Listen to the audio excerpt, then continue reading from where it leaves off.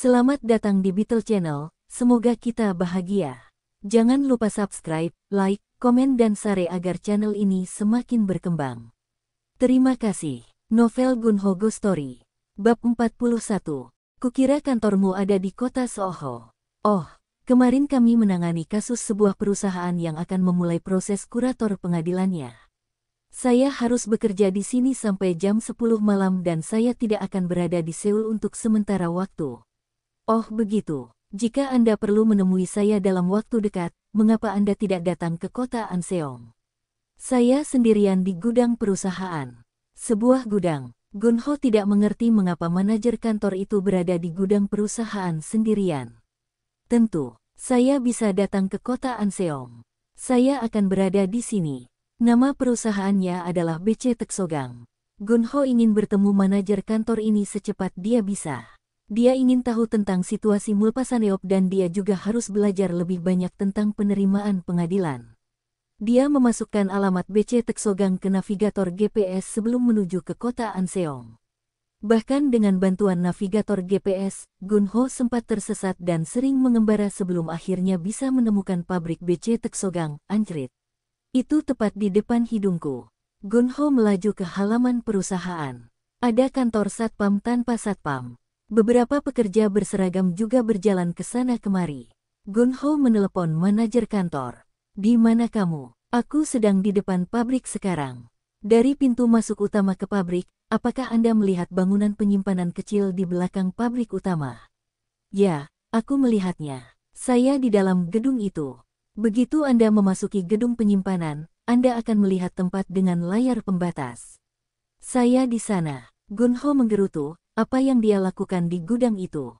Gunho memasuki gedung gudang. Dia tidak bisa melihat siapapun di sana pada awalnya, dan kemudian dia melihat cahaya di bagian belakang gedung. Seharusnya itu dia. Seseorang menjulurkan lehernya keluar dari layar pembatas. Hei, itu di sini. Apakah Anda manajer kantornya? Tuan Segil Lee, itu aku. Silakan kemari. Hati-hati dengan tumpukan pipa di sana. Apa yang kamu lakukan di sini? Di sini, ini tempat biasa saya bekerja. Kami tidak ingin para pekerja perusahaan atau kreditor mengetahui bahwa kami sedang mengerjakan kurator pengadilan. Dan karena sifat pekerjaan saya harus segera menyelesaikan pekerjaan itu sebelum ada yang menemukannya keluar. Saya hanya memerlukan ruang di mana saya dapat bekerja dengan komputer saya. Jadi ini bagus. Oh, izinkan saya memperkenalkan diri kepada Anda. Saya Gunho Go. Saya manajer kantor-kantor hukum Hanbit. Segil Lee. Kedua pria itu saling bertukar kartu nama. Setelah bertukar kartu nama, mereka hendak duduk di kursi ketika seorang pria berusia 30-an datang ke gedung penyimpanan.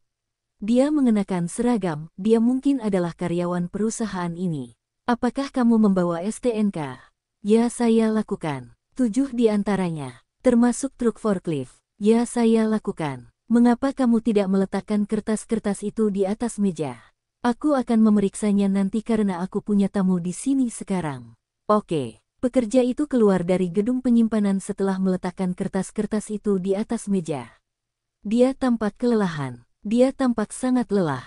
Itu mungkin karena dia sudah lama tidak dibayar. Mereka tidak dibayar. Sebagian besar perusahaan memulai penerimaan pengadilan ketika mereka tidak dapat membayar pekerjanya setidaknya lebih dari 3 bulan. Mereka mengajukan permohonan penerimaan pengadilan karena mereka tidak dapat menangani situasi tersebut. Saya ingin tahu lebih banyak tentang sistem seperti cara kerja kurator di pengadilan. Anda dapat dengan mudah menemukan informasi dari buku atau di internet. Saya ingin belajar dari ahlinya. Ahli, manajer kantor tertawa sebentar. Penerimaan di pengadilan seperti rehabilitasi individu. Rehabilitasi individu. Jika seseorang tidak mampu lagi membayar utangnya, maka pengadilan membantunya untuk melunasi utangnya secara bertahap tanpa diganggu oleh kreditor, bukan? Selama dia melunasi utangnya, pengadilan membiarkan dia menyimpan sejumlah uang tertentu untuk biaya hidupnya. Makanya mereka menyebut proses itu sebagai rehabilitasi agar orang tersebut bisa hidup normal kembali setelah melunasi utangnya. Benar, hal serupa juga terjadi pada perusahaan. Pengadilan melindungi perusahaan dari kreditur selama mereka bisa melunasi utangnya. Merekalah perusahaan yang sedang dalam rehabilitasi. Oh, begitu. Seorang pekerja datang ke sini lebih awal untuk memberikan STNK kepada Anda. Untuk apa itu? Surat-surat itu akan digunakan saat kita mengajukan permohonan penerimaan pengadilan. Mengapa mereka membutuhkannya? Dalam mengajukan permohonan kurator pengadilan, perusahaan perlu menjelaskan apa yang membuat mereka berada dalam krisis keuangan ini dan berapa banyak aset serta berapa banyak utang yang mereka miliki saat ini. Ke pengadilan. Benar. Ke Departemen Kebangkrutan Pengadilan Distrik Daejeon. Departemen Kebangkrutan. Ya. Proses rehabilitasi ditangani oleh Pengadilan Bagian Kebangkrutan. Oh begitu, untuk menunjukkan berapa banyak aset yang dimiliki perusahaan. Ini, kita perlu menunjukkan kepada Pengadilan Registrasi Real Estate dan Registrasi Kendaraan Perusahaan, DEL, bukan? Begitu, itu sebabnya pekerja itu membawakan STNK itu kepadaku. Setelah permohonan diterima oleh pengadilan, seorang akuntan yang ditunjuk oleh pengadilan akan datang ke perusahaan dan memverifikasi semua surat-surat dan sebagainya. Dan kemudian, mereka menentukan apakah mereka akan memulai penerimaan pengadilan atau tidak. Ketika saya memeriksa kasus Mulpasaneop sebelumnya di situs pengadilan, saya melihat bahwa kreditor mereka berjumlah lebih dari 300. Pengadilan akan melindungi Mulpasaneop dari 300 kreditor tersebut dan membiarkannya melunasi utangnya secara bertahap sesuai dengan rencana yang mereka berdua sepakati. Apakah menurut Anda pengadilan akan membiarkan Mulpasaneop memulai penerimaan pengadilan? Akuntan yang ditunjuk oleh pengadilan akan menentukannya. Dia akan menentukan apakah lebih baik membiarkan perusahaan melanjutkan usahanya dan melunasi utangnya, atau lebih baik menutup usaha dan melepaskan karyawannya. Hakim kemudian akan membuat keputusan akhir berdasarkan fakta yang diselidiki dan pendapat profesional akuntan. Kalau ada yang ingin melakukan MA Mulpasaneop, orang itu harus mengambil alih seluruh utang 300 kreditor, bukan? Itu benar. Menurutmu berapa harganya? Saya tidak tahu. Anda harus mencari informasinya di pengadilan. Gun Ho mengangguk. Dia pikir dia punya gambaran kasar tentang cara kerjanya sekarang. Dia kemudian teringat apa yang dikatakan Ketua Lee kepadanya beberapa hari yang lalu. Jika kamu ingin menangkap harimau, kamu harus masuk ke dalam mulutnya. Gun Ho berterima kasih kepada manajer kantor segil Lee dan mengatakan kepadanya bahwa dia ingin membelikannya makan siang. Tidak bisa, saya harus menyiapkan surat permohonan penerimaan pengadilan. Dokumennya seperti beberapa ratus halaman karena saya perlu mendokumentasikan seluruh aset perusahaan. Perusahaan ini bukan perusahaan besar yang hanya memiliki 50 karyawan, tapi jumlahnya banyak, krediturnya lebih dari 150. Sebanyak itu. Ya, karena kita perlu memasukkan pemilik supermarket yang perusahaannya membeli sebotol kecap secara kredit yang belum dibayar. Jadi begitu, Gun Ho, alih-alih membelikannya makan siang, malah memasukkan $20 ke dalam amplop putih dan memberikannya kepadanya agar dia bisa menggunakannya untuk makan nanti. Kamu tidak perlu melakukan ini. Seperti yang dikatakan manajer kantor, dia segera mengambil amplop itu sambil tersenyum. Jika Anda memiliki pertanyaan lebih lanjut, datang saja menemui saya di sini. Kami, manajer kantor sebuah firma hukum, lebih mengetahui sisi praktis dari penerimaan pengadilan daripada pengacara. Jika Anda pergi ke kantor konsultan hukum bersertifikat untuk mengajukan permohonan penerimaan pengadilan, konsultan itu tidak akan benar-benar menangani kasus ini, tetapi asistennya akan melakukan semua pekerjaan. Begitulah cara kerjanya. Oh, benarkah? Yah, itu masuk akal karena pekerjaan sebenarnya mengumpulkan informasi yang diperlukan, mengisi formulir, mengajukan lamaran, DEL, akan dilakukan oleh pekerja sepertimu. Karena saya harus menyelesaikan permohonan ini secepat mungkin, saya terkadang bekerja di sini sepanjang malam. Permohonan untuk penerimaan pengadilan perlu diajukan sebelum kami dapat mengajukan permohonan perintah penangguhan penerimaan. Perintah tinggal penerima. Kita dapat mengajukan surat perintah penangguhan kurator ke pengadilan dan perintah penangguhan kurator secara bersamaan. Setelah perintah penangguhan kurator pengadilan berlaku, kreditor tidak dapat lagi mengganggu perusahaan untuk mendapatkan pembayaran utangnya. Pengadilan melindungi perusahaan dari gangguan kreditor untuk sementara waktu. Ini perlu dilakukan sesegera mungkin.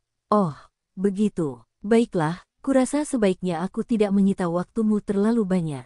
Aku akan pergi sekarang. Menurut kartu namamu, kantormu sepertinya berada di sekitar stasiun Gangnam, jadi dekat dengan kantor kita. Ayo kita makan siang atau makan malam bersama dalam waktu dekat. Kedengarannya bagus. Terima kasih. Ketika Gunho kembali ke Seoul, dia kembali melamun. Apa yang akan aku lakukan dengan Mulpasaneop? Saat dia memikirkan tentang Mulpasaneop, dia menerima telepon tak terduga dari Ketua Lee. Aku tahu kamu sibuk, tapi apakah kamu tidak pergi memancing lagi? Oh, tidak, Tuan. Saya akan pergi memancing kapanpun Anda datang ke tempat pemancingan. Saya pernah melihat Tuan Jong Suk Lee datang ke lokasi pemancingan dan memancing sendiri. Dia tampak kesepian. Saya akan datang memancing hari Minggu ini, Tuan. Setelah menutup telepon dengan pimpinan Lee, Gunho terpikir bahwa dia telah begitu jauh dari Jong Suk meskipun dia tidak berniat melakukannya. Dia telah menjadi temanku ketika aku bekerja di pabrik dan ketika aku membutuhkan seorang teman. Namun, kurasa aku sudah terlalu lama meninggalkannya sendirian. Akhir-akhir ini aku jarang berbicara dengannya. Gunho segera menelepon Jong Suk. Hah, Kak, rasanya baru pertama kali setelah bertahun-tahun aku mendengar suaramu. Bagaimana kabarmu? Saya baik-baik saja. Saya dengar Anda pergi ke Jepang untuk bermain golf baru-baru ini. Aku pernah ke sana sekali. Itu semacam urusan bisnis. Kupikir kamu benar-benar melupakanku. Bagaimana mungkin aku bisa melupakanmu, kawan? Aku akan pergi memancing hari Minggu ini. Mengapa kamu tidak ikut denganku jika kamu belum ada janji sebelumnya? Meskipun aku sudah menyiapkan jadwalnya, aku akan pergi memancing bersamamu. Ketua Lee akan datang memancing juga. Oke, bawakan aku ayam panggang dan soju. Hari Minggu tiba. Gunho memuat Land Rover-nya dengan peralatan memancingnya dan menuju ke kota Pocheon. Gunho pergi ke Pocheon karena dia ingin bertemu Ketua Lee. Dia tidak terlalu peduli tentang memancing. Dia adalah orang yang sangat bijaksana. Dengan pengalaman hidupnya yang luas dan kecerdasan alaminya, dia memiliki wawasan yang luar biasa tentang bisnis dan bahkan kehidupan secara umum. Ketika Gunho tiba di kota Pocheon, dia mampir ke sebuah restoran untuk membeli 2 ayam panggang, gimbap dan soju sebelum menuju ke lokasi pemancingan. Gunho kemudian sampai di tempat pemancingan yang sering dia datangi. Saat itu bulan Mei, pepohonan mulai bertunas di bawah sinar matahari. Ketua Lee, manajer Gweon dan Jong Suk sudah berada di lokasi pemancingan. Kak, lama tidak bertemu. Sepertinya berat badanmu bertambah. Hei, aku membawakan ayam panggang dan soju yang kamu pesan, Bung. Semuanya ada di bagasiku. Ketua Lee yang sedang memancing berbalik dan tertawa. Halo, pimpinan Lee. Bagaimana kabarmu? Hai, manajer Gweon. Sudah lama tidak bertemu. Senang bertemu denganmu. Kamu pasti sudah menempuh perjalanan jauh. Dari Seoul ke sini, saya mengambil jalan tol Dongbu. Tidak butuh waktu lama untuk sampai ke sini dari Seoul. Lalu lintas sepi karena ini hari Minggu. Seharusnya lalu lintas sangat padat pada hari Sabtu. Mari kita lihat berapa banyak ikan yang bisa Anda tangkap hari ini. Manajer Taman Jong Suk tampak bersemangat karena Presiden Gunho Go ada di sini hari ini. Anda terlihat bahagia. Bukankah aku bahagia sebelumnya? Jong Suk menjawab dengan kesal. Kamu selalu bahagia tentunya. Kamu hanya terlihat lebih bahagia hari ini dengan kehadiran Presiden Go. Kami akan berada di seberang danau untuk memancing seperti biasa. Kedengarannya bagus. Manajer Gweon, kita akan datang ke sini 1 jam lagi. Saya membawakan ayam panggang. Oh, benarkah? Bagus sekali. Manajer Gweon tersenyum lebar. Begitu Gunho dan Jong Suk duduk di seberang danau, mereka hanya memancing tanpa mengucapkan sepatah kata pun beberapa saat. Apakah kamu mendapat makanan? Aku tidak mendapatkan apapun hari ini. Aku juga. Teruslah mencoba. Kamu akan menangkap ikan besar hari ini. Hah, aku dapat gigitannya. Jong Suk menarik ikan. Itu adalah bas seukuran botol soju. Ia mengepak dengan penuh semangat. Ikan ini keluar dari air untuk menyapamu, kawan.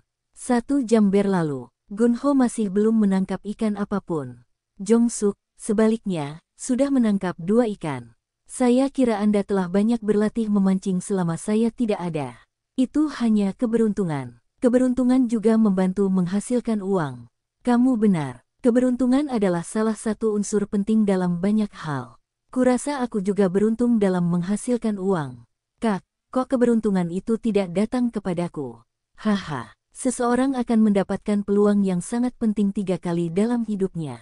Bertahanlah di sana. Anda akan memiliki peluang untuk menghasilkan uang. Peluang itu sangat bermanfaat bagi Anda. Merupakan keputusan yang sangat baik jika Anda berhenti mengikuti ujian kerja di pemerintahan. Saya tidak memilih untuk menyerah. Saya hanya tidak cukup pintar untuk terus mencoba. Anda tidak akan bisa membeli sebuah kondominium jika Anda bekerja sebagai pegawai pemerintah. Anda akan membutuhkan waktu lama untuk membeli sebuah kondominium dengan gaji pegawai pemerintah kecuali Anda menerima suap atau melakukan penggelapan. Kondominium Anda di Tower Palace, itu tidak akan berhasil terjadi pada pegawai pemerintah. Jangan bicara soal kondominium lagi.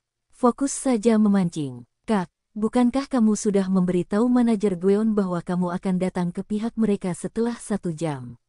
Sudah 1 jam, ayo pergi. Gunho dan Jong Suk pergi ke sisi tempat pimpinan Lee dan manajer Gweon sedang memancing, dan mereka meletakkan ayam panggang dan gimbap di atas rumput. Ketua Lee, silakan coba ayam ini. Saya bukan penggemar berat ayam panggang. Saya hanya pesan gimbap saja. Ketiga pria itu kecuali Ketua Lee mulai melahap ayam panggang dengan soju. Tolong ambil 1 gelas soju saja karena kita semua harus menyetir saat pulang. 1 gelas soju akan habis setelah 2 jam memancing, jadi tidak apa-apa. Ketua Lee berdiri setelah mengambil sepotong gimbap. Kenapa Anda tidak mendapat lebih banyak, Tuan? Oh, aku hanya perlu ke kamar mandi. Aku mungkin punya masalah prostat ringan karena aku menua. Aku harus sering ke kamar mandi akhir-akhir ini. Ketua Lee pergi ke hutan menuju gunung untuk buang air kecil. Manajer Gweon berkata sambil melihat Ketua Lee menghilang ke dalam hutan. Saya benar-benar tertarik padanya ketika saya melihat rumah peristirahatannya yang terletak tidak jauh dari sini. Apakah itu besar? Ya, benar. Luas tanahnya mungkin lebih dari 1000 pyong. Saya mulai mengaguminya ketika saya melihat rumah peristirahatan itu. 1000 pyong, sebesar itu. Gunho dan Jong Suk membayangkan sebuah rumah besar yang mewah seperti kastil di atas tanah 1000 pyong. Mereka tidak dapat bertanya lebih lanjut kepada manajer Gweon tentang rumah peristirahatan tersebut karena pimpinan Lee telah kembali. Aku sudah tidak bisa buang air kecil lagi, mungkin karena usiaku yang sudah tua. Kenapa ayamnya belum habis? Masih ada sisa. Kami sedang mengerjakannya, Tuan. Ketika saya masih muda, saya biasa menghabiskan 2 ekor ayam sekaligus tanpa masalah. Ketua Lee mengambil sepotong gimbap dan memasukkannya ke dalam mulutnya. Gunho sedang berpikir untuk mengangkat topik tentang Mulpasaneop kepada pimpinan Lee ketika pimpinan Lee menanyakannya terlebih dahulu tentang hal itu. Presiden Go, Anda bilang ingin mengakuisisi perusahaan yang bangkrut. Ada kabar terbaru. Sebenarnya, saya tadinya hendak membicarakannya dengan Anda. Perusahaan itu mulai menerima izin pengadilan. Begitu. Setelah pengadilan melindungi perusahaan dari kreditor sehingga perusahaan dapat melanjutkan bisnisnya, mereka mungkin dapat membuat bisnisnya kembali berjalan, bukan? Apakah menurutmu mereka mampu melakukan itu? Dengan bantuan pengadilan, mereka akan bisa bernapas lega dan kembali fokus pada bisnis mereka. Anda sedang membaca koran ekonomi, kan? Ya, aku membacanya setiap hari. Lalu Anda melihat iklan tentang MA sebuah perusahaan yang melakukan penerimaan pengadilan, bukan? Ya, aku juga melihatnya. Kenapa perusahaan-perusahaan itu mau merger dan akuisisi padahal pengadilan melindungi mereka dari kreditor? Mungkin presidennya sakit dan lelah diganggu oleh kreditor, atau dia mungkin ingin pensiun dan hidup santai tanpa menjalankan perusahaan. Tidak, bukan itu yang terjadi.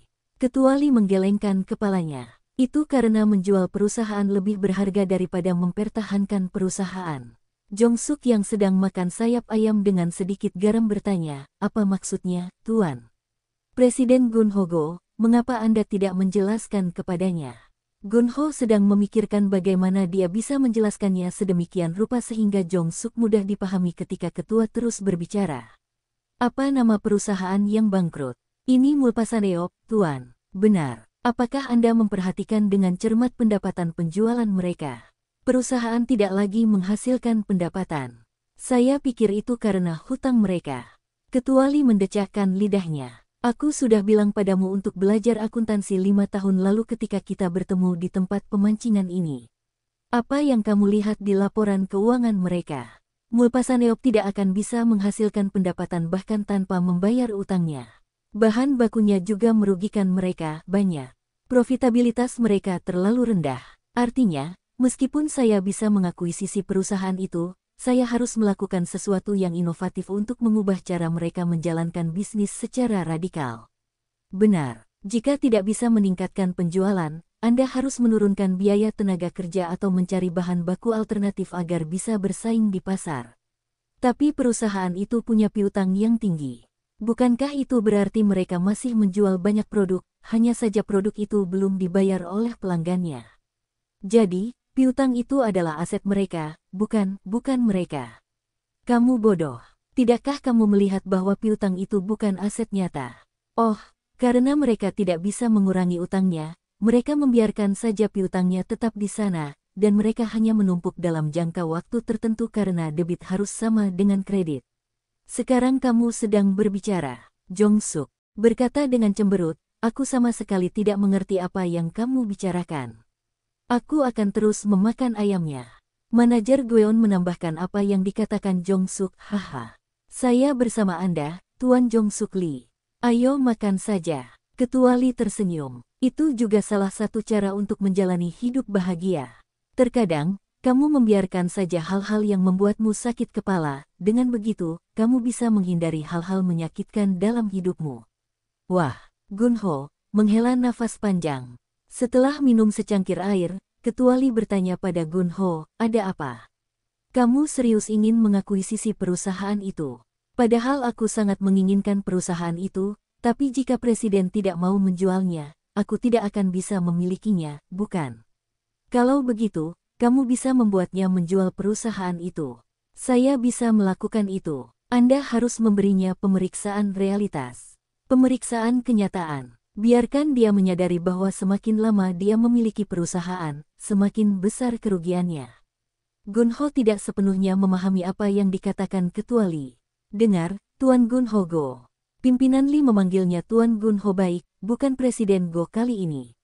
Anehnya, itu terdengar lebih ramah. Untuk menghasilkan uang, terkadang Anda harus bersikap kasar. Jika Anda berhati lembut, Anda tidak dapat menghasilkan uang. Maksudmu di mana? Jongjuk sedang menguap, percakapan antara Gunho dan Ketua Lee pasti membuatnya bosan. Dia kemudian pergi ke tempat pemancingan lain sambil membawa alat pancingnya. Manajer Gweon pun meninggalkan tempat itu menuju mobil Genesis miliknya. Dia bilang dia ingin tidur siang di sana. Di danau, Gunho dan Ketua Lee ditinggalkan sendirian. Ketua Lee terus berbicara dengan senyum tenang. Ketika saya masih muda, orang-orang mengatakan kepada saya bahwa saya adalah orang yang kejam. Saya bekerja sebagai pemberi pinjaman uang keras pada waktu itu di kota Myeongdong. Setiap kali pedagang di pasar Namdaemum tidak dapat membayar bunga pinjaman tepat waktu, lakukanlah kamu tahu apa yang aku lakukan.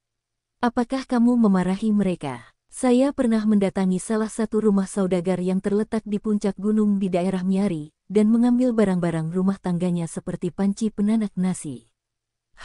Mereka semua memberitahuku bahwa aku adalah pria berdarah dingin. Bersambung, terima kasih telah menyaksikan dan mendukung channel ini.